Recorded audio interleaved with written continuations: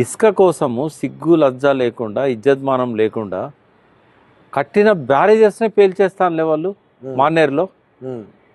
అంటే ఈ అవకాశం ఇస్తే వాళ్ళు ఊకుంటారా? ఇప్పుడు గింతేది అంటే తీసి ఊకుంటారా వాళ్ళు? డయాఫ్రామ్, ఇది మా డయాఫ్రామ్ వాళ్ళు కాదు, ఇది ఆప్రాన్ ఉంటుంది కింద, సిమెంట్ దిమ్మె ఇక్కడి నుంచి అక్కడ దాకా ఉంటుంది కదా, ప్యారలల్గా ఉంటాయి కదా ఇటు సైడ్ అటు సైడ్.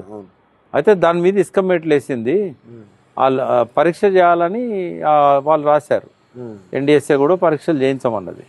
వాస్తవంగా ఆడ గతంలో ఎన్ని అయితే రిపేర్లు చేయమని చెప్పి ఎన్డిఎస్ఏ చెప్పిందో 2024 జూన్ వరకే రిపేర్లన్నీ అయిపోయినాయి. వాస్తవంగా స్టోర్ చేయాల్సి ఉండే వాటర్ని, చేయలేదు.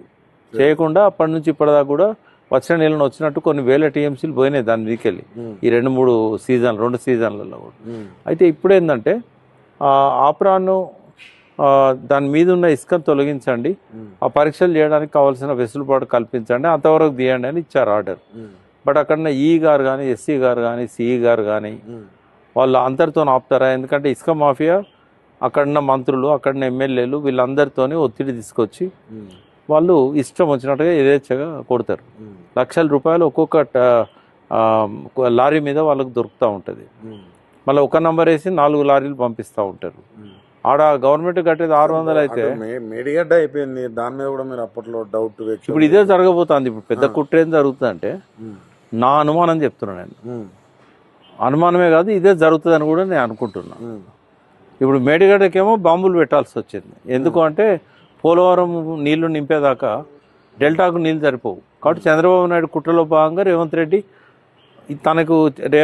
రెడ్డి బెనిఫిట్ ఏంటి అంటే ఎలక్షన్ల టైంలో అది చేయడం వల్ల కేసీఆర్ చేతిలో ఉండదు అధికారం. షెడ్యూల్ వచ్చినాక ఎవరికి ఉంటుంది? అక్టోబర్ 9 షెడ్యూల్ వచ్చింది, అక్టోబర్ 21 బ్లాస్ట్ అయింది. ఎన్నికల షెడ్యూల్ వచ్చినాక రెవెన్యూ కానీ, కలెక్టర్ కానీ, పోలీస్ కానీ కేసీఆర్ చేతిలో ఉండరు, సీఎం చేతిలో, ఎలక్షన్ కమిషన్ చేతిలో ఉంటారు.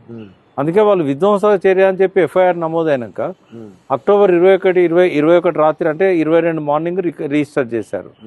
నవంబర్ 30కి ఎన్నికలు జరిగినాయి. అంటే 40 రోజుల పాటు ఆ ఎఫ్ఐఆర్ మీద అసలు పట్టించుకున్న వాళ్ళు లేరు. సీఎం కేసీఆరే డిసెంబర్ 3 దాకా, కానీ ఆయన చేతిలో లేరు వీళ్ళు, కలెక్టర్ లేడు, అధికారులు లేరు. కాబట్టి ఎఫ్ఐఆర్ని అట్లే పెట్టారు. ఎఫ్ఐఆర్లో క్లియర్గా ఉంది విధ్వంసక చర్య అని.